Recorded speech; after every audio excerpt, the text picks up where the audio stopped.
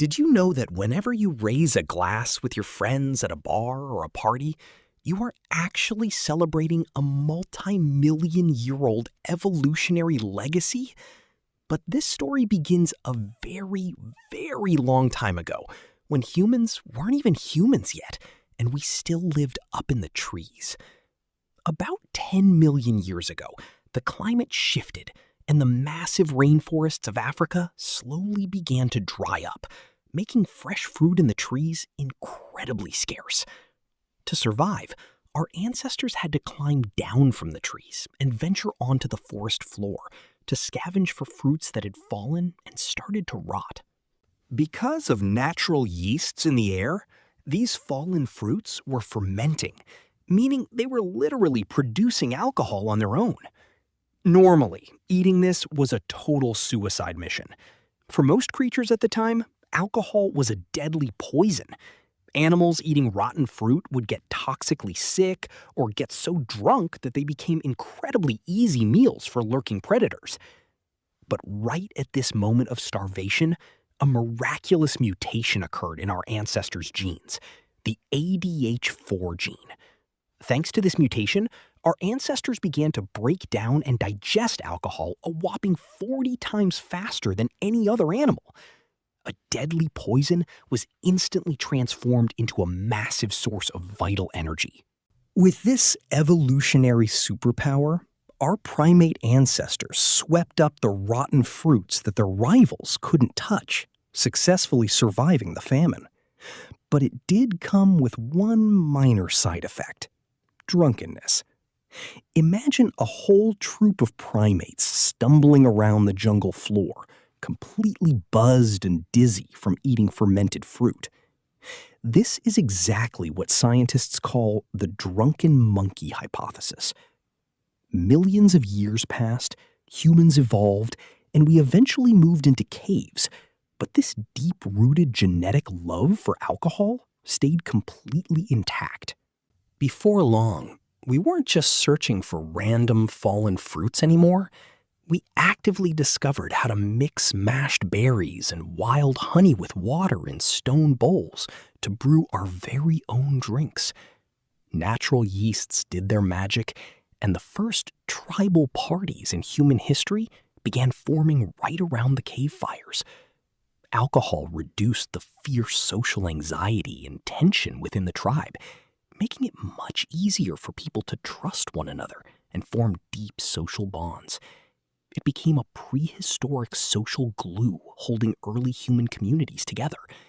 Well, at least until the next morning. The world's first wild night out inevitably brought along the world's first prehistoric hangover. Then, the biggest revolution in human history took place: agriculture. Around 12,000 years ago, our ancestors abandoned the nomadic lifestyle and settled down to farm. In school, we were always told the exact same story. Humans domesticated wheat because they wanted to bake bread. It's a clean, logical story, but it's probably wrong. In recent years, archaeologists made a mind-blowing discovery. Inside massive, ancient stone vats found at early agricultural sites, they didn't find traces of bread dough. They found chemical residues of beer. Yes, you heard that right. According to the beer before bread theory, humans didn't settle down to fill their stomachs with bread. They built the very first farms to ensure a steady, massive supply of alcohol. When living as nomads, it was impossible to forage enough wild grains to make drinks for the whole tribe. So controlling and farming wheat was mandatory for non-stop brewing.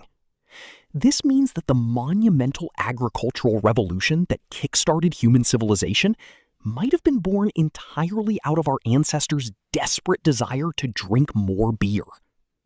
Even at Göbeklitepe, the world's oldest temple site, archaeologists unearthed gigantic limestone vats capable of holding hundreds of liters of liquid, where tribes gathered for massive rituals to drink together. Alcohol became a sacred fluid. It was the ultimate way to commune with the gods, seal tribal alliances, and broker peace. As time marched on, the first great empires rose. In Mesopotamia, the Sumerians and Babylonians put beer at the absolute center of daily life. The Sumerians took it so far that the oldest written clay tablets in human history show that laborers were actually paid their wages directly in beer instead of money. A daily ration of 2 liters of beer was the most prestigious, guaranteed minimum wage of the ancient world. On top of that, the Sumerians even worshipped a goddess of beer named Ninkasi. In fact, the oldest beer recipe known to mankind is written down as a holy hymn dedicated entirely to her. Moving over to ancient Egypt, the situation gets even wilder. The thousands of workers who built the Great Pyramids were fueled and sustained by liters of beer every single day. For the Egyptians, beer wasn't just a party drink, it was a safe source of nutrition, a type of liquid bread, because drinking raw water from the river back then was a gamble with deadly waterborne diseases. The fermentation process killed off all the harmful bacteria, providing humans with a perfectly safe fluid to consume without getting sick. Alcohol was a literal lifesaver in the ancient world. Of course, these ancient beers weren't clear and fizzy like the ones we have today. They were thick, cloudy, and full of sediment, almost like an alcoholic soup. Because of this, the Sumerians and Egyptians drank their beer using long reed straws to bypass the thick sludge at the top. Meanwhile, further north and west, the Mediterranean climate stepped onto the stage, and the story evolved into something else entirely: wine. The Greeks and Romans turned wine into the ultimate symbol of civilization, philosophy, and high aristocracy. To them, beer was a crude drink, fit only for northern barbarians. A true intellectual, while discussing philosophy, was expected to elegantly sip wine. They even threw massive, days-long festivals dedicated to Dionysus, the god of wine, where all social taboos were smashed and people danced dynamically in wild celebration. But look at the big picture. Every single civilization and every single era integrated alcohol into its rituals, its economy, and its daily survival. History, quite literally, could not have been written without it.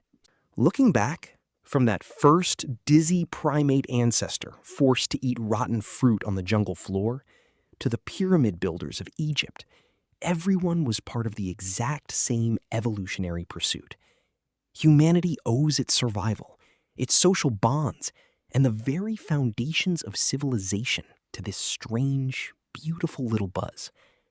So, the next time you raise a glass with your friends, remember that you aren't just celebrating the weekend. You are celebrating a 10-million-year-old evolutionary triumph. Cheers. To make sure you don't miss these strange and hidden truths of history that they never teach you in school, don't forget to subscribe to Unburied and join our tribe. We'll see you in the next video. Take care of yourselves.